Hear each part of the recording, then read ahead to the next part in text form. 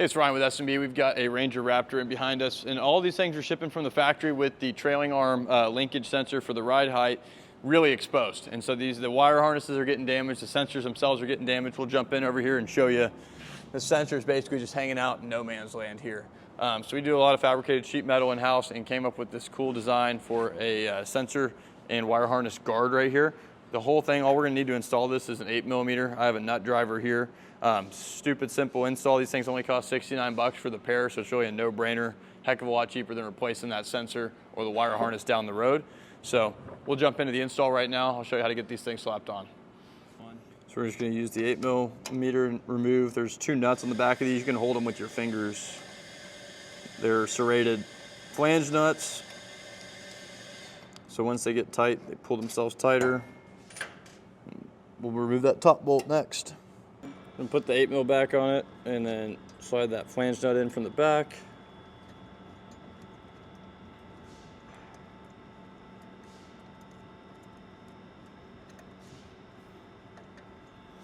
And then do the same thing at the top.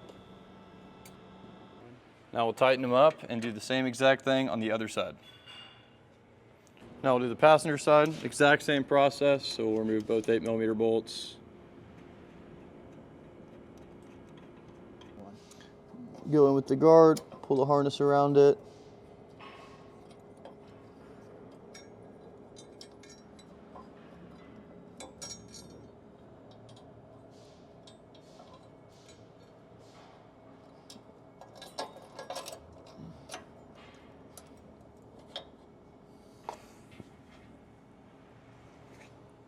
I think that's through.